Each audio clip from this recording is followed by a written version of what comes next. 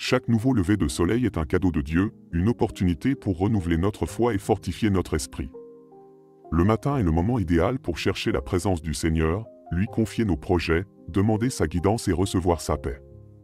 La Bible nous enseigne dans le psaume chapitre 5 verset 3, « Ô Seigneur, le matin, tu entends ma voix, le matin, je me présente devant toi et j'attends. » Ce verset nous rappelle que lorsque nous commençons la journée par la prière, nous plaçons Dieu au centre de notre vie et ouvrons notre cœur pour recevoir sa direction et sa bénédiction. Jésus lui-même nous a laissé l'exemple de la prière matinale. Dans Marc chapitre 1 verset 35, nous lisons « Très tôt le matin, alors qu'il faisait encore nuit, Jésus se leva, sortit de la maison et se rendit dans un lieu isolé où il se mit à prier. » Si notre Seigneur consacrait ses premières heures à communier avec le Père, combien plus devons-nous commencer nos journées en cherchant sa présence? Aujourd'hui, je t'invite à faire une pause. Mets de côté tes préoccupations, respire profondément et entre dans un moment de connexion avec Dieu. Nous allons prier ensemble le Notre Père, la prière que Jésus nous a enseignée, en laissant chaque mot toucher notre cœur et nous remplir de sa paix. Avant de commencer, je t'invite à écrire dans les commentaires « Paix en Christ ». Cet acte simple est une manière d'affirmer son engagement dans la foi. De plus, en laissant un commentaire et en mettant un j'aime, tu aideras ce message à toucher davantage de personnes qui ont besoin de cet enseignement. Sois un instrument de l'œuvre de Dieu et partage sa parole avec le monde. Écoute attentivement, car les enseignements que nous allons explorer aujourd'hui pourraient être la clé pour débloquer une bénédiction dans ta vie. Reste jusqu'à la fin, car cette connaissance peut transformer ta relation avec Dieu pour toujours. Maintenant, commençons avec la prière du Notre Père pour débuter la journée avec Dieu. Ouvre ton cœur à ce que Dieu a préparé pour toi. Prions. Notre Père qui es aux cieux, que ton nom soit sanctifié, que ton règne vienne, que ta volonté soit faite sur la terre comme au ciel. Donne-nous aujourd'hui notre pain de ce jour, pardonne-nous nos offenses comme nous pardonnons aussi à ceux qui nous ont offensés, ne nous soumets pas à la tentation, mais délivre-nous du mal. Amen. Notre Père qui es aux cieux, c'est reconnaître la souveraineté de Dieu. Les premiers mots de cette prière nous conduisent à une vérité fondamentale, Dieu est notre Père, et son trône est dans les cieux. Mais que signifie vraiment l'appeler Père? Comprenons-nous la profondeur de ce que nous disons? Lorsque Jésus a enseigné cette prière, il a brisé les conventions religieuses de son époque. Jusqu'alors, Dieu était perçu comme le Tout-Puissant, le Créateur, le Juge suprême. Mais Jésus nous a révélé une vérité plus profonde, Dieu est un Père aimant, proche, prêt à nous écouter et à prendre soin de nous. En disant Notre Père, nous proclamons que nous ne sommes pas seuls, que nous appartenons à une famille céleste et que Dieu nous a adoptés comme ses enfants.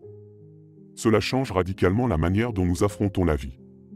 Nous ne marchons plus dans la peur ni l'incertitude, car nous avons un Père dans les cieux qui veille sur nous. Mais il y a quelque chose d'encore plus puissant, qui est aux cieux nous rappelle que Dieu est au-dessus de tout. Il n'est limité ni par le temps, ni par les circonstances, ni par les problèmes de ce monde. Lorsque nous prions, nous ne parlons pas à une personne ordinaire, mais au roi de l'univers, celui qui gouverne toutes choses. Dans la Bible, nous trouvons de nombreux exemples de la manière dont Dieu, depuis son trône céleste, intervient dans la vie de ses enfants.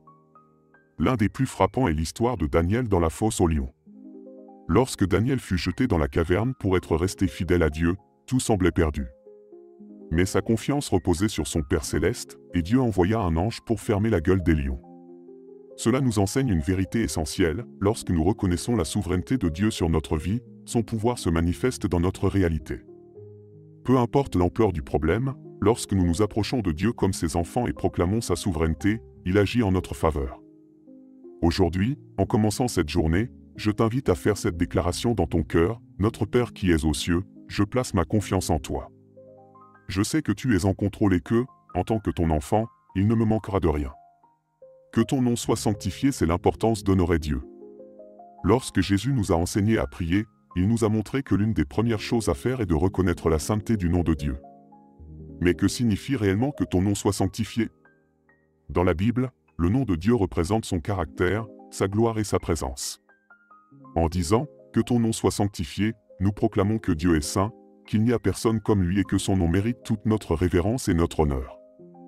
Mais voici une vérité profonde, nous honorons le nom de Dieu non seulement par nos paroles, mais aussi par notre vie. Lorsque nous vivons selon sa volonté, lorsque nous obéissons à ses commandements et reflétons son amour dans le monde, nous sanctifions son nom. Un exemple puissant de cela se trouve dans l'histoire de Moïse et du buisson ardent. Lorsque Dieu lui apparut dans le désert, il lui dit « Ôte tes sandales de tes pieds, car le lieu où tu te tiens est une terre sainte » Exode 3 verset 5. Moïse se trouvait dans un endroit ordinaire, mais la présence de Dieu le transforma en un lieu sacré. Cela nous enseigne quelque chose d'incroyable, lorsque Dieu est présent dans notre vie, tout change. Notre maison, notre travail, même nos problèmes peuvent devenir un territoire saint si Dieu est là. La question est donc, honorons-nous Dieu dans notre vie quotidienne? Nos actions reflètent-elles la sainteté de son nom? Aujourd'hui, en commençant cette journée avec cette prière, décidons de vivre d'une manière qui glorifie Dieu. Que chaque parole que nous prononçons, chaque décision que nous prenons et chaque pas que nous faisons sanctifie son nom. Dis avec moi, Seigneur, que ma vie reflète ta sainteté. Que, tout au long de cette journée, ton nom soit glorifié en moi. Que ton règne vienne, et la manifestation du pouvoir de Dieu dans notre vie. Lorsque Jésus nous a enseigné à prier, que ton règne vienne, il nous a révélé un principe puissant, le royaume de Dieu n'est pas seulement un lieu futur dans les cieux, mais une réalité que nous pouvons vivre ici et maintenant. Mais que signifie vraiment que le royaume de Dieu vienne dans notre vie? La Bible nous montre que le royaume de Dieu est le règne de Dieu dans le cœur de ceux qui lui obéissent. C'est un royaume de justice, de paix et de joie dans le Saint-Esprit, Romains 14 verset 17. En disant « Que ton règne vienne », nous prions pour que Dieu prenne le contrôle de notre vie, pour que sa volonté s'accomplisse en nous et pour que sa gloire se manifeste dans notre entourage. Prenons un exemple puissant dans la Bible, lorsque Jésus guérissait les malades, libérait les opprimés et restaurait des vies, il faisait descendre le royaume de Dieu sur la terre.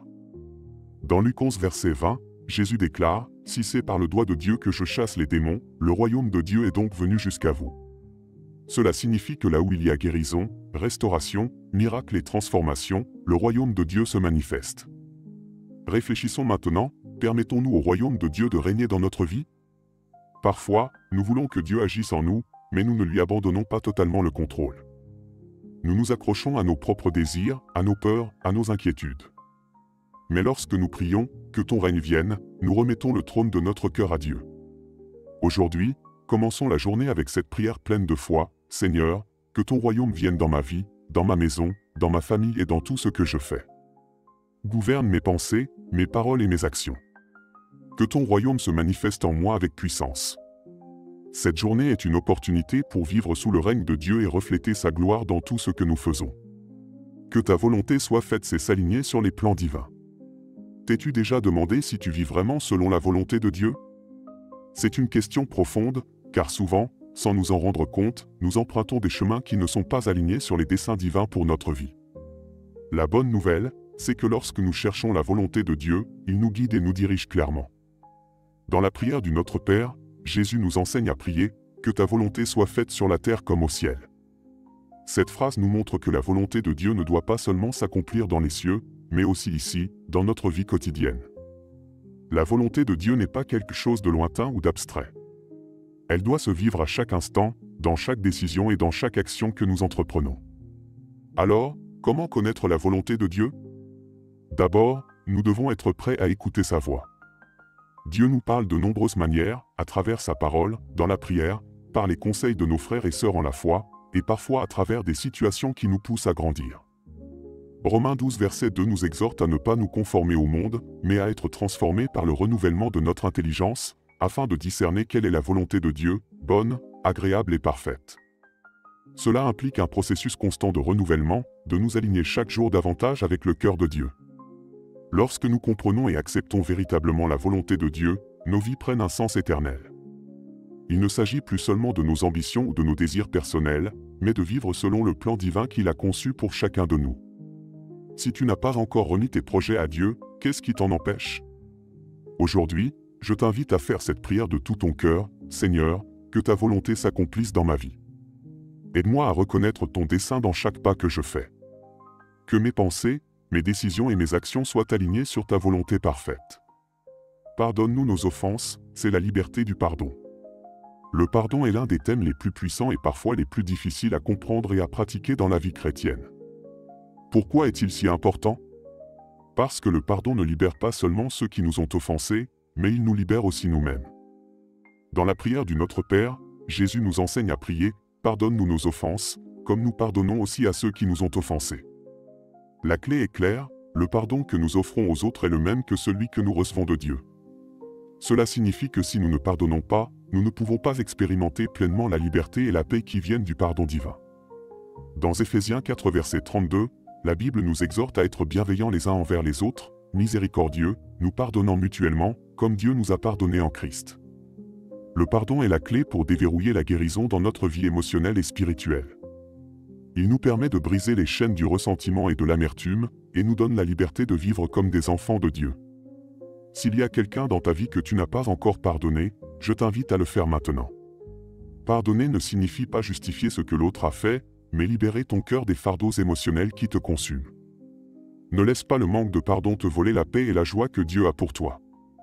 Fais cette prière avec foi, Seigneur, aide-moi à pardonner ceux qui m'ont blessé. Libère-moi de l'amertume et du ressentiment, et permets-moi de ressentir la paix que seul le pardon peut apporter. Merci de m'avoir pardonné, et donne-moi la grâce de pardonner aux autres. La foi en action, c'est vivre selon ce que nous croyons. La foi n'est pas seulement un concept théorique ou quelque chose que l'on proclame par des mots. C'est quelque chose qui se vit à travers des actions. La véritable foi se manifeste lorsque nous osons faire confiance à Dieu au milieu des circonstances difficiles.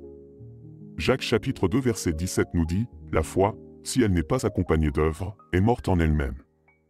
Cela signifie que la foi authentique se reflète dans ce que nous faisons, dans la manière dont nous répondons aux défis et dont nous obéissons à la voix de Dieu, même lorsque nous ne comprenons pas pleinement ce qui se passe. Si nous croyons vraiment que Dieu est aux commandes, nos actions doivent correspondre à cette croyance. La foi ne consiste pas seulement à attendre que Dieu fasse quelque chose pour nous, mais à agir selon sa volonté et à croire qu'il nous guidera vers son dessein parfait. Fais cette prière avec une foi active. Seigneur, aide-moi à vivre une foi véritable, qui ne se limite pas aux mots, mais qui se manifeste dans mes actions. Donne-moi le courage de te faire confiance dans chaque situation, et que ma vie puisse être un témoignage de ton pouvoir et de ta fidélité. La paix de Dieu, c'est la sérénité qui surpasse tout entendement. Au milieu du chaos et des difficultés, Dieu promet de nous donner une paix qui ne peut pas être comprise par l'esprit humain. As-tu déjà ressenti cette paix que seul Dieu peut offrir? La paix de Dieu ne dépend pas de l'absence de problèmes, mais de la confiance en sa présence et son pouvoir au milieu de ceux-ci. Dans Philippiens 4 verset 7, la Bible nous dit « Et la paix de Dieu, qui surpasse toute intelligence, gardera vos cœurs et vos pensées en Jésus-Christ. » Cette paix ne dépend pas des circonstances, mais de notre relation avec Dieu et de notre confiance en lui. La paix de Dieu est disponible pour toi à tout moment, quelles que soient les épreuves que tu traverses. Tu peux expérimenter cette sérénité que lui seul peut donner. Aujourd'hui, je t'invite à te reposer dans la paix de Dieu, en ayant une confiance totale en son contrôle sur tout. Fais cette prière avec foi, Seigneur, merci pour ta paix qui surpasse toute intelligence. Au milieu de mes difficultés, aide-moi à me reposer en toi. Garde mon cœur et mon esprit en Jésus-Christ, et que ta paix soit ma force chaque jour. Félicitations pour être arrivé jusqu'ici. Si tu as suivi cet enseignement jusqu'à la fin, c'est que tu as ouvert ton cœur à la parole de Dieu. Ce n'est pas quelque chose à prendre à la légère, Dieu agit dans ta vie de manière que tu ne comprends peut-être pas encore pleinement. Mais sois certain que chaque parole semée dans ton cœur porte du fruit. Avant de terminer, prends un moment pour réfléchir à ce que tu as appris. Comment peux-tu appliquer ces enseignements dans ta vie quotidienne? Quel changement dois-tu faire pour que la volonté de Dieu s'accomplisse dans chaque aspect de ta vie? Il ne s'agit pas seulement d'écouter la parole, mais de la vivre. Chaque jour est une opportunité de t'aligner sur les plans de Dieu, de vivre sous son règne et de refléter sa gloire. Je t'invite à partager ce message avec ceux qui ont besoin d'entendre ces paroles d'espoir et de transformation. En partageant, tu ne bénis pas seulement les autres, mais tu accomplis aussi le mandat de porter le royaume de Dieu dans tous les coins de la terre. Si tu n'es pas encore abonné, fais-le maintenant. La parole de Dieu est vie, et en t'abonnant, tu rejoins une communauté qui cherche à grandir et à vivre selon sa volonté. Ton abonnement n'est pas juste un clic, c'est un engagement envers la vérité et le dessein divin. Maintenant, je t'invite à écrire dans les commentaires « Paix en Christ ». Ce n'est pas qu'un mot, c'est une déclaration de foi, ta manière de dire à Dieu « Je m'engage dans ce que j'apprends ». J'aimerais aussi savoir comment ce message a touché ta vie. Avant de partir, reste quelques minutes en silence avec la musique qui jouera à la fin de cette vidéo. C'est un moment pour louer et remercier Dieu pour tout ce qu'il nous a montré. Ne coupe pas la vidéo tout de suite, ne laisse pas le bruit du monde te distraire. Que ce moment de réflexion soit un temps d'intimité avec lui. Et souviens-toi, chaque vidéo que tu partages, chaque message que tu diffuses fait une différence. Ne te contente pas d'écouter, agis, partage la parole de Dieu et sois un canal de bénédiction pour les autres. Merci de nous avoir accompagnés jusqu'ici. Que l'Esprit Saint te guide et te fortifie dans tout ce que tu fais. À bientôt pour le prochain message.